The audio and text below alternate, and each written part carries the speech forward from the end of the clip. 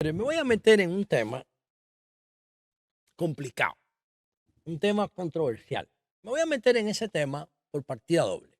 Primero porque el Día Nacional del Merengue y el día en que el merengue fue declarado como Patrimonio Cultural Inmaterial de la UNESCO es el 30 de noviembre y el Día Nacional del Merengue es el 26. Es la misma semana antes de Acción de Gracia, o en la semana de Acción de Gracia, pudiera decirse. Y me voy a meter en ese tema porque soy dominicano, porque creo que tenemos un patrimonio cultural, un material cultural valiosísimo y debemos cuidarlo. Y porque creo que el merengue, con tantos años gloriosos que ha puesto desde el siglo XVIII, ahora mismo está en una en una crisis de transición. Y creo que tiene muchísima potencialidad y estoy súper motivado con tratar este tema para todos ustedes. Saben que si lo ven por aquí van a ver una perspectiva totalmente diferente y les he preparado un contenido que cuando ustedes vean este vídeo van a opinar distinto sobre el, el merengue. Distinto y van a tener argumentos para no, para dejar la resistencia a los cambios.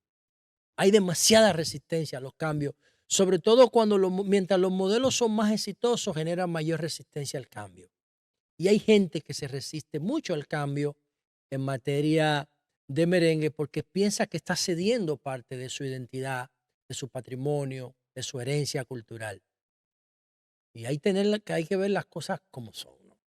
Y entonces vamos a estar hablando hoy del merengue, ¿no?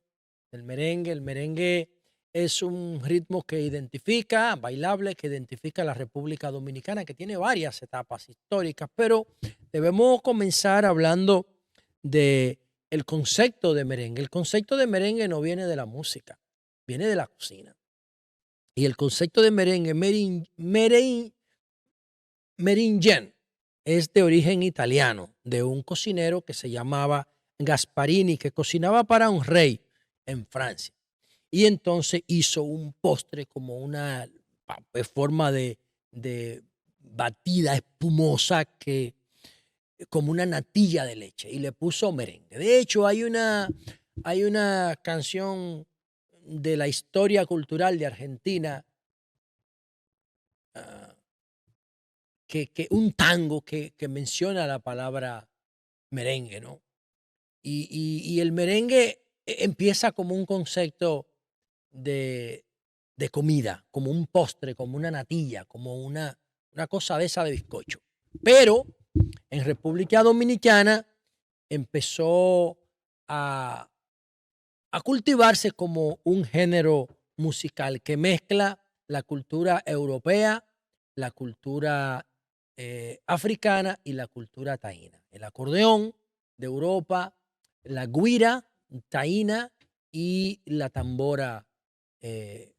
y la tambora africana. Es una expresión culturalmente riquísima eh, de de lo que somos, de nuestra identidad y de la que yo me siento sumamente orgulloso y me da pena cuando veo a gente por ignorancia renegando esta maravillosa cultura que nosotros tenemos. Y el merengue refleja eso. Y el merengue empezó en el siglo XIX con en el siglo XIX con la que se registra como la primera expresión del merengue, Juan Bautista Alfonseca, 1810. Todavía no existía República Dominicana como tal. En mi nota se registra a Juan Bautista Alfonseca como el primer dominicano, intérprete y compositor de merengue. Luego el merengue siguió sufriendo cambios cuando se le agregó el acordeón, que es una influencia alemana del acordeón, que después es fundamental en el perico ripiao. El perico ripiao se llama así por una zona de Santiago, el hospedaje, no sé si es el mismo hospedaje del Yaque, que había un lugar, un centro de diversión nocturno donde la gente se quedaba a dormir y se tocaba ese merengue influenciado por el acordeón alemán, que se llama Perico Ripiao, y que tiene para mí, en Juan Luis, tiene muchísimo exponente como Fefita la Grande, que es la más simbólica, pero para mí la canción eh, fundamental del subgénero de merengue que se conoce como Perico Ripiao es el Farolito de Juan Luis. Eso es una maldita locura. Esa vaina es perfecta, pero tiene muchísimos exponentes, el Perico Ripiao, y yo creo que Fefita es la más simbólica de todo. Pero la mejor canción para mí, que es una vaina de apreciación, el arte es apreciación pura. El arte no significa, decía nuestro poeta nacional Pedro Mir. Es un problema de interpretación. Para mí, el Farolito de Juan Luis es el mejor tema de Perico Ripiao. Entonces luego el merengue empezó a tomar otros colores, otros instrumentos, se le agregó la orquestación, y a partir, yo creo, de la llegada, yo creo no, a partir de la llegada de Trujillo, porque hay unos registros que indican que Ulises Francisco Espaillá, que se considera uno de los gobiernos más progresistas que tuvo el país, después de en la Primera República, después de la independencia, persiguió el merengue primitivo, el merengue de Alfonseca, lo persiguió en términos de supresión, en términos intelectuales, no lo permitió, lo consideraba arrabalizado y lo consideraba de letras muy explícitas que inquietaban los valores tradicionales de la familia. Eso dicen los registros históricos. Pero también hay registros de Ulises Francisco Espaillá cuestionando el merengue, pero de Trujillo en el 1930, cuando llega al poder, Trujillo, que venía de la pobreza, ¿no? Trujillo era un policía rural, un cuatrero, y vivía en las mismas zonas donde se consumía mucho merengue.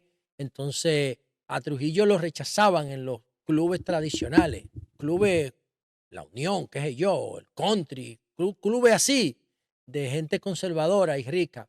Y él, cuando llegó al poder, entonces institucionalizó el merengue y lo llevó a los salones, a las instituciones públicas. Ya estamos hablando de merengue de salón con una mayor orquestación. Y ahí están ya. ¿Qué hizo Trujillo? Agarró los principales músicos de la época y los financió. Y entonces ya el merengue se convierte en una expresión de poder. Eso es importante, ¿eh? Porque todos los grandes procesos sociales son relaciones de poder. El cristianismo lo impuso Roma 300 años después que Jesús murió. Eso es una relación de poder. La historia, los relatos históricos que nosotros conocemos, la mayoría de eso son relaciones de poder. ¿Quiénes la cuentan? Los que ganan. Las familias más ricas de todos los países del mundo le pagan a los historiadores más influyentes para que cuenten su historia. El que paga gana. El que paga es protagonista de su historia. Esas son relaciones de poder político, de poder económico, y eso pasa con la cultura. La diferencia es que ahora ya las historias no pueden ser relaciones de poder. Sí, van a ser relaciones de poder, pero no van a ser relaciones de poder político y económico, porque ahora toda la sociedad está empoderada y ahora es la sociedad que decide cuáles son las tendencias culturales, no el poder económico, no el poder político.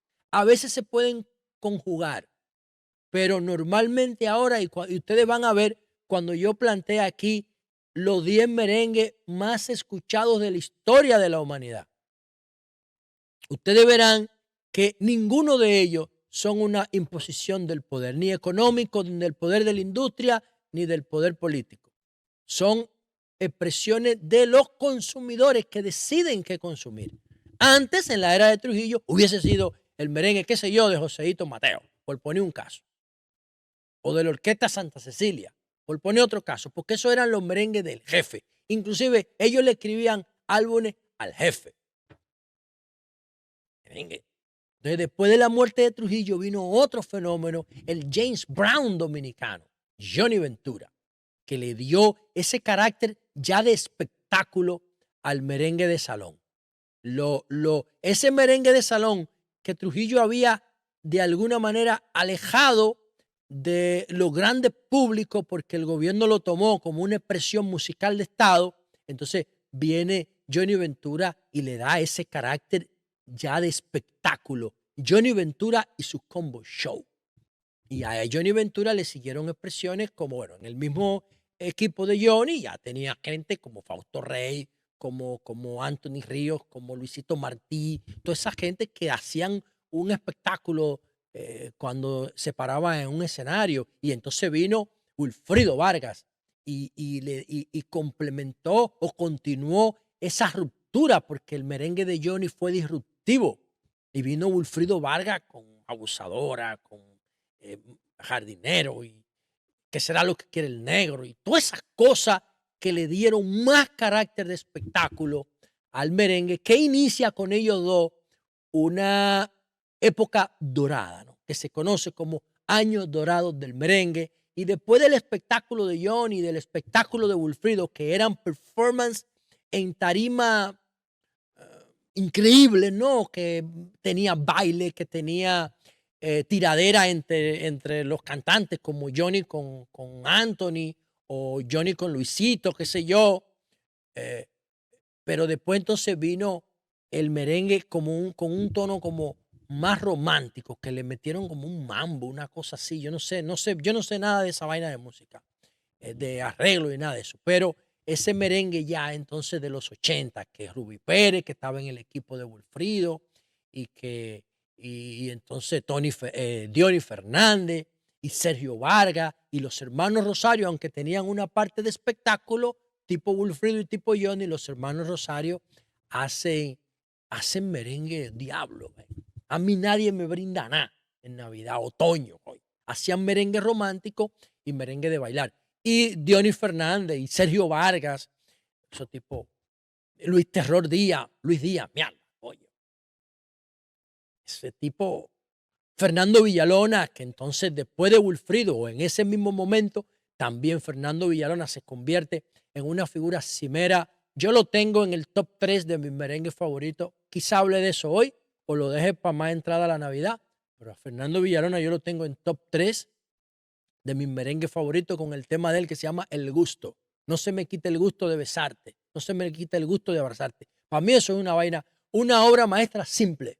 No sé quién escribió eso, pero tengo a Fernando Villalona, tengo a Luis Díaz, tengo a Sergio Vargas y tengo a Juan Luis Guerra con 2 en mi top 5. El top 1 y el top 2. De mi top 5 son de Juan Luis Guerra.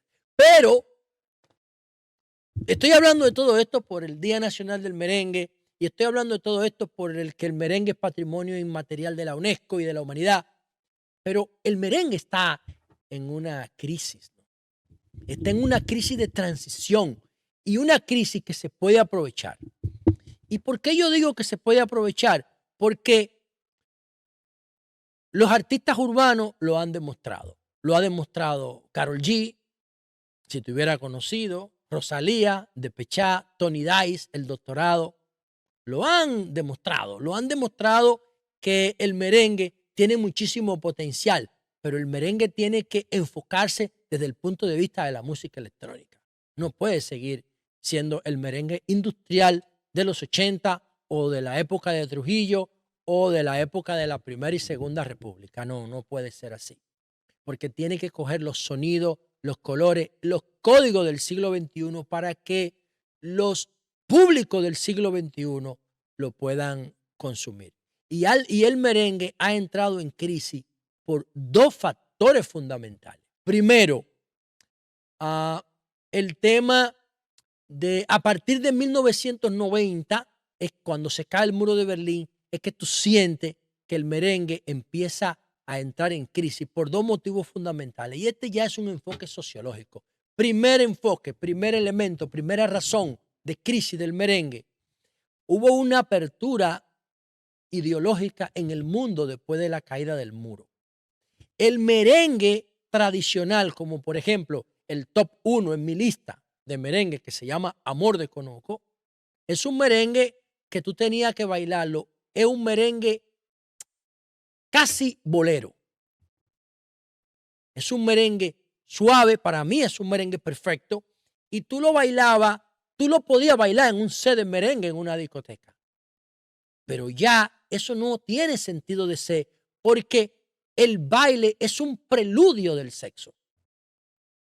El baile como el merengue que se baila agarrado de mano. Eso es muy importante porque el rock no se baila agarrado de mano. El merengue se baila agarrando a tu pareja. Y es un preludio de alguna manera cuando hay intención de la pareja o cuando había intención de la pareja que tú no puedes llegar a consumar el acto sexual en una discoteca. Tú podías aproximarte con tu pareja cuando las relaciones sexuales estaban afectadas por muchos tabúes, y tú no podías tener sexo con tu pareja o con tu novia porque las relaciones prematrimoniales estaban perseguidas por la sociedad, por la ignorancia y el analfabetismo. Entonces, como tú no podías, y tú no podías ir a una cabaña porque eso era un acto inmoral o vulgar, y tú no podías tener sexo porque eso era perseguido por la iglesia, por la sociedad, por la familia, por todos lados. Con el merengue, con ese tipo de merengue romántico, tú te acercabas a la pareja. Incluso en la discoteca de antes había un set que se llamaba, era la música, se hace por set como ahora, pero había un set de bolero, que ya eso yo no lo veo.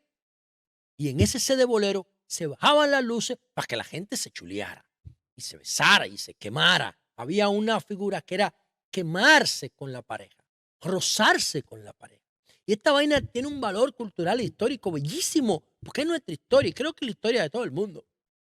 Y entonces ese merengue servía como preludio. Cuando se cae el muro en 1990, ya esos tabúes también empiezan a caerse y hay mayor liberalización del tema sexual. Y ya no tiene sentido que tú bailes en una discoteca abrazado a una pareja o quemándote con una pareja cuando tú puedes coger tu novia y llevártela por una cabaña y no hay ningún problema con eso.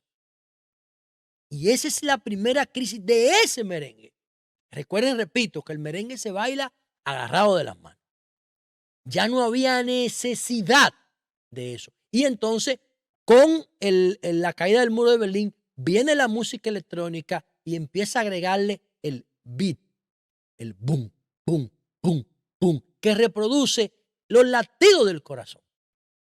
Entonces, ya esa música electrónica urbana que viene del reggae, que el reggae es que se combina con el reggaetón y después el dembow, que significa, cuando una persona le hace, dembow significa reverencia. Cuando tú le haces una reverencia a alguien, dembow, dembow, dembow. Ya el dembow, el reggaetón y la música urbana hacen innecesario que tú te agarres de tu pareja, porque vienen acompañados de esa liberalización sexual que llega después de la caída del muro de Berlín y del fin de la Guerra Fría, donde nosotros vemos cómo viven por el Internet, cómo viven otras sociedades. Y las otras sociedades ven cómo vivimos nosotros. Y hay esa globalización de la cultura que permite que también la música se monte en esos valores rítmicos universales como el reggae, por ejemplo, de donde viene el reggaetón y la música electrónica tradicional. Ya no son los instrumentos industriales tocados de manera orgánica, sino que empiezan a aparecer un paquete de discotecas de sonido, de paquetes de software que permiten montar las letras de manera prácticamente inmediata, no tener que ir con músicos a estudios de grabación. Ya los estudios se hacen en los barrios, hasta en las orillas de los basureros, con una Pentium 4, una Pentium 5 y con colchones viejos para insonorizar el área y un microfonito de $10. Y eso es un empoderamiento brutal. De ahí es que sale nuestro dembow, de ahí es que sale nuestra música urbana, de esa época. Y ya esa época hace innecesario ese merengue romántico de Rubí Pérez, de Sergio Vargas, de Fernando Villalona. Ya lo hace innecesario porque la razón de acercarte a tu mujer o a tu pareja con ese tipo de música en los sets de bolero o de merengue tranquilo así, ya no es necesario. Ya no son necesarias las discotecas oscuras donde tú ibas a poder tener intimidad con tu mujer porque la sociedad te perseguía si lo hacías abiertamente. Eso es bellísimo. Entonces, esa es la primera razón de la crisis del merengue, desde mi punto de vista. La segunda razón de la crisis del merengue es que no los merengueros tradicionales, no los merengueros de ruptura, porque en la lista que vamos a poner ahorita, en el top 10 de los merengues más escuchados del mundo, de la historia, ya ustedes verán que hay exponentes dominicanos que sí interpretaron lo que estaba pasando. Para mí, uno de los principales símbolos de esa reinterpretación del merengue es Omega, independientemente de que Omega haya caído preso. Yo no tengo que ver con eso, independientemente de que sea semianalfabeto, que no puede pronunciar una palabra bien. A mí no me importa, yo no estoy analizando eso. Yo estoy analizando el arte. Y recuerden que el arte no significa. Omega empezó a vocear y se pegó y ya. Pero Omega entendió que no era el merengue romántico. Ellos le llaman a eso merengue de calle. Eso es merengue urbano, electrónico. Ellos le llaman merengue de calle, le llaman mambo. Eso es merengue electrónico. Omega no necesita una orquesta para hacer merengue. Él la tiene por agregarle valor. No lo necesita. No lo necesita. Corre sobre la misma plataforma que el dembow o que el reggaetón.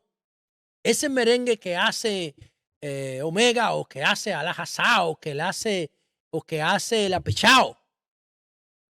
Ese tipo de merengue que no empezó con ellos, hay que decirlo. No empezó con ellos, pero que con ellos fue que se consolidó. Este merengue de calle que empezó, honestamente hablando, con otro tipo sumamente controversial. Se llamaba o se llama, ¿no? Tulile, el rey.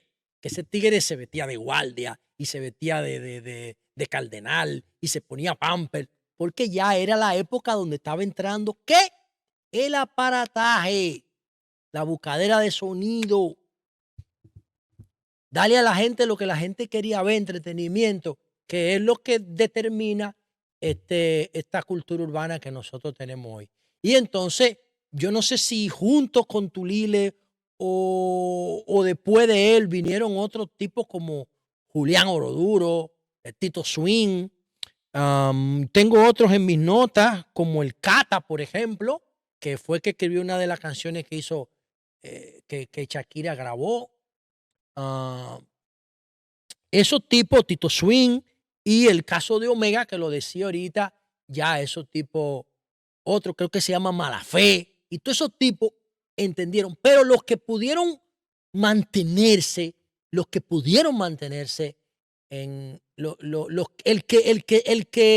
que llevó la bandera de todo ese movimiento, honestamente hay que decirlo, fue Omega, que sigue siendo competitivo ahora. Y ahorita cuando veamos el top 10 de los merengues más escuchados de la historia, Omega aparece 2 veces, pero si yo llevo la lista hasta 15, aparece 3 veces. Lo que pasa es que hice un top 10, pero él aparece indirectamente en el tema de Rosalía y aparece en un tema con Farruko y aparece en un tema individual. Aparece 3 veces en mi lista Omega. Claro, porque interpretó correctamente la demanda de merengue de los nativos digitales. Y ese es el desafío del merengue dominicano. No nos podemos aferrar al merengue de los 80.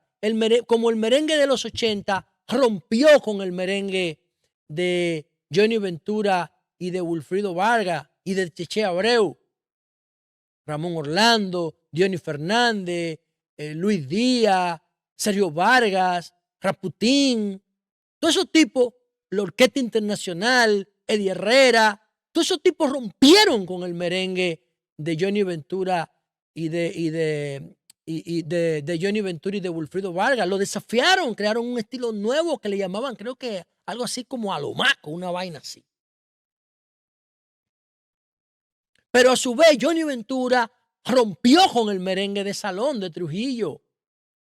Y el merengue de salón de Trujillo de alguna manera desafió al merengue con acordeón que se tocaba en los bares del Cibao. Y hubo otro merengue, inclusive antes o después del merengue de acordeón, que era norteamericano, que se llamaba One Step, que le tuvieron que poner un paso más lento para que los americanos lo pudieran bailar. Por eso se llama One Step. El merengue creo que apambichao, una vaina de esa. Yo no soy historiador del merengue, ¿eh? Ahora, este es un tema que forma parte de mi identidad y por eso me interesa y por eso yo cuando tengo que abordarlo lo abordo con estos criterios que ustedes están viendo que son criterios de ruptura. Entonces, ahora mismo, ¿cómo tenemos que ver el merengue? Con la misma visión de ruptura y de transición y de ola cultural y generacional como lo hemos visto antes, porque lo que yo les quiero decir a ustedes es que el merengue ha tenido como 5 etapas históricas desde que empezó con Alfonseca en 1810. Y no es nuestro, es una expresión nuestra que nosotros capitalizamos, pero tiene aporte indígena, tiene aporte africano, tiene aporte europeo, alemanes, y nosotros lo que hemos hecho es crear un método, una fórmula exitosa con todo eso. ¿Y por qué tenemos que nosotros aferrarnos ahora al merengue de los 80? ¿Por qué? ¿Por qué tenemos que aferrarnos? No, tenemos que ver eso con respeto y con agradecimiento y estimular otro merengue. ¿Cuál es el merengue que tenemos que estimular ahora? Ese merengue electrónico, llevarlo a otro nivel. ¿Por qué debemos llevarlo a otro nivel? Porque los tipos que lo han llevado a otro nivel han sido exitosos. ¿Y quiénes son esos tipos? Vamos a verlo aquí. Antes de entrar al top 10, porque he preparado un top 10 con los merengues más escuchados en la historia de la humanidad. Y eso tiene sus razones. No es que Johnny Ventura no sea el merenguero más popular de la historia. No, es que cuando Johnny Ventura estaba en su prime, no todo el mundo tenía una pantalla en la mano para reproducirlo 10 y 20 veces al día. Es que no había internet. Es que su música no se globalizó. Pero eso no significa que si Johnny Ventura hubiese sido un fenómeno de ahora, hubiese roto, estuviera compitiendo con Bad Bunny. Yo no tengo duda de eso.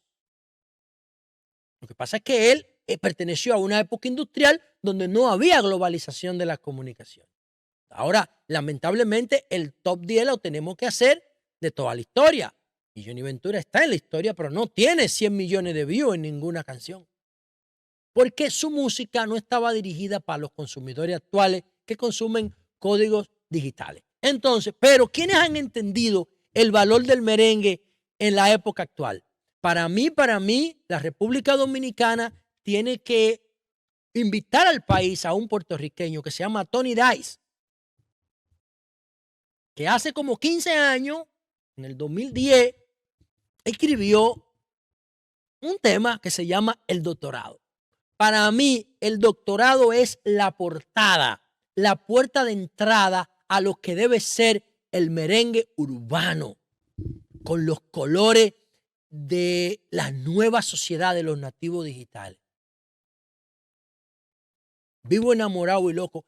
Ese merengue de Tony Dice, que yo lo tengo en el top 5, de hecho en el 5 lo tengo. Ese merengue de Tony Dice debió convertirse en una escuela para el merengue romántico urbano. Ese merengue tú lo puedes bailar suelto, lo puedes bailar con tu pareja agarrada, pero es un merengue que tiene los colores actuales, que tiene los códigos actuales y mantiene esa cadencia del merengue de los 80. Es un merengue perfecto de transición. Tony Dice sigue siendo competitivo 15 años después. Claro que sí. Y tiene casi 300 millones de reproducciones en YouTube. ¿Por qué ustedes creen que lo tiene? Porque es el merengue perfecto. Y no lo hizo un dominicano. Como Willy Colón, que tiene merengue chulísimo, él siendo salsero. Los puertorriqueños han sido unos grandes cultores de nuestra arte, del arte dominicano. Y nos han ayudado muchísimo a nosotros promover su arte.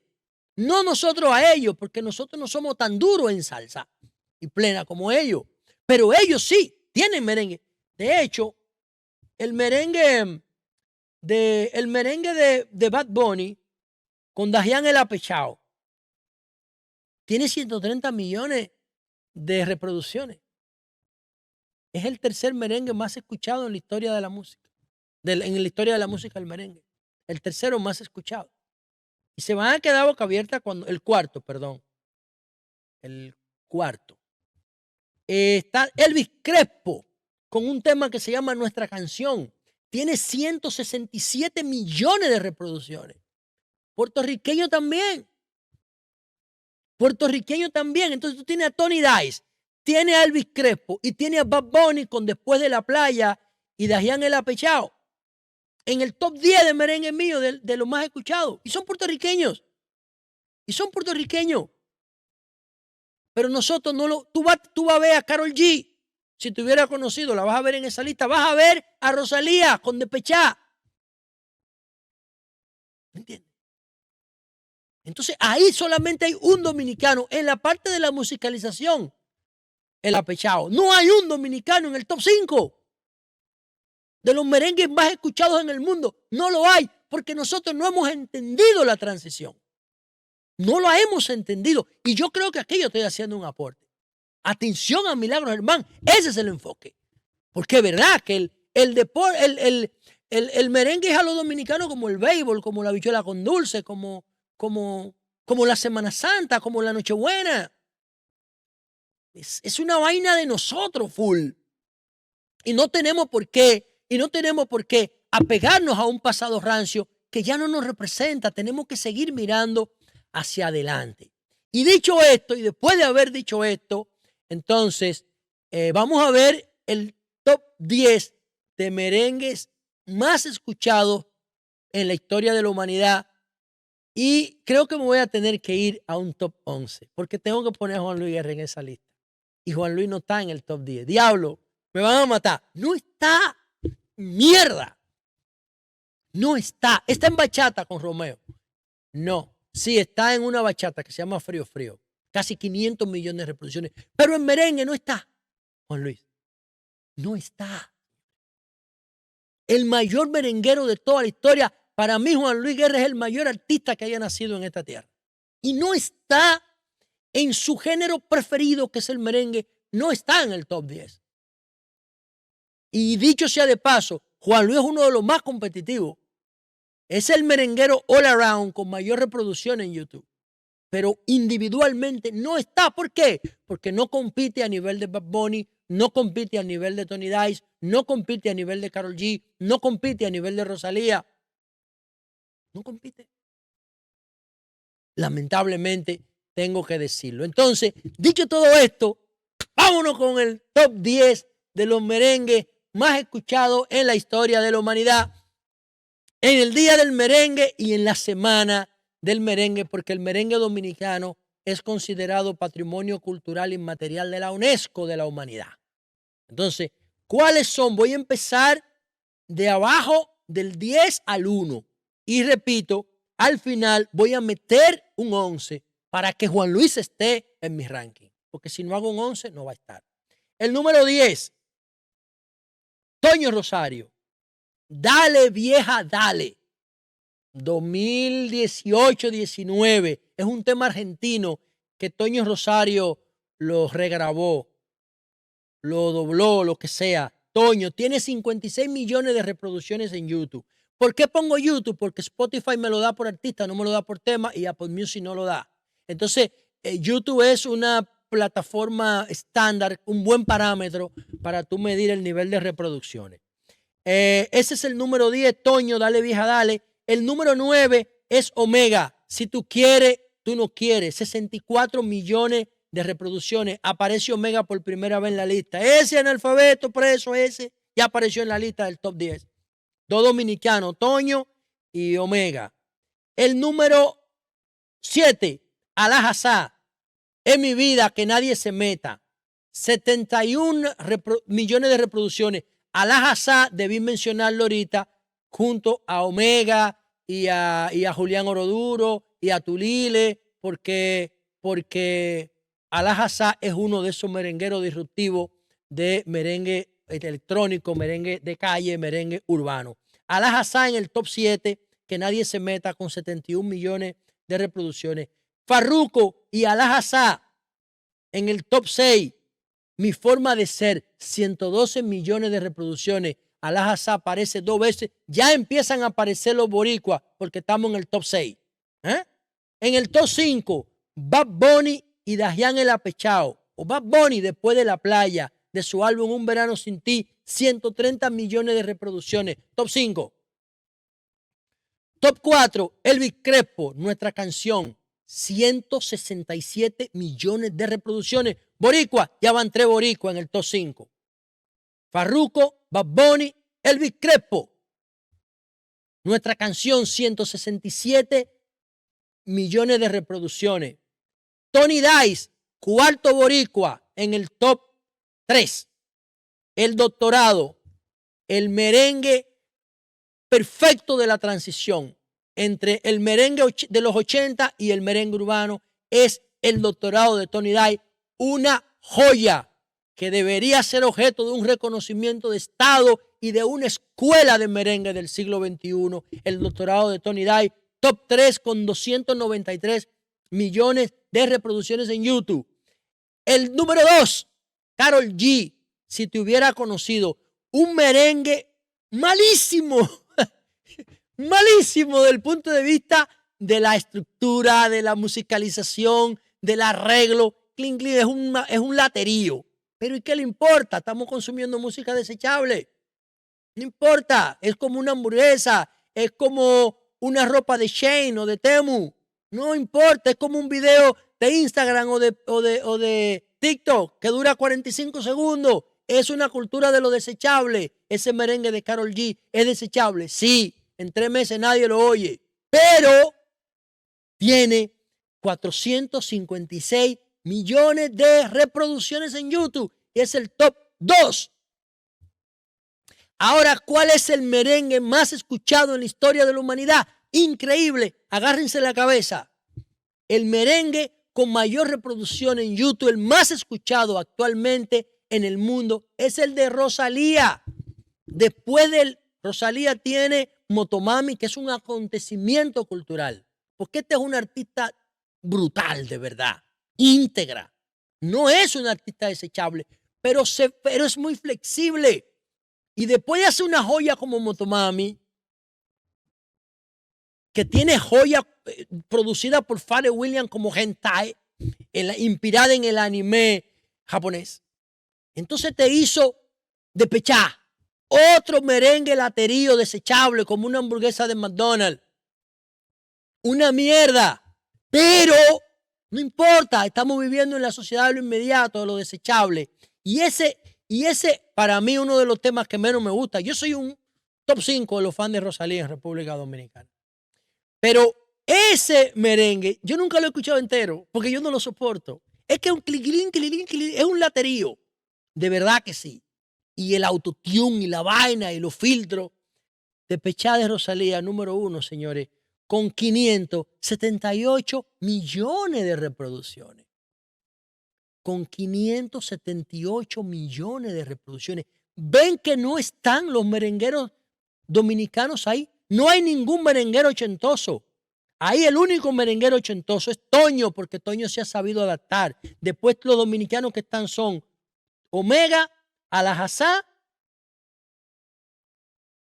ya, Omega, Alajazá y Toño. No hay ningún merenguero tradicional en el top 10. Ahora, yo puse uno en el top 11, que es Juan Luis Guerra, porque para yo meterlo ahí de contrabando, es Juan Luis Guerra, el Niágara en bicicleta. Tiene 55 millones de reproducciones. 55 millones de reproducciones. El Niágara en bicicleta es la canción más consumida de Juan Luis Guerra en el siglo XXI. El Niágara en bicicleta, con 55 millones. Si hacemos un top 15, puede estar hasta con 2. Porque también la bilirrubina tiene 54. Pero si hacemos un top 10, lamentablemente se queda afuera. Y no lo entendemos, viejo. Y no entendemos que necesitamos un merengue del siglo XXI. Mírenlo ahí como se lo estoy demostrando. Entonces, hice este trabajo con mucha humildad y con mucho respeto para ustedes que me siguen y para promover mi modelo de sociedad, que es una sociedad digital, es una sociedad conectada, es una sociedad global. Y necesitamos un merengue global para que pueda conectar, como está haciendo el dembow, con los públicos de todo el planeta.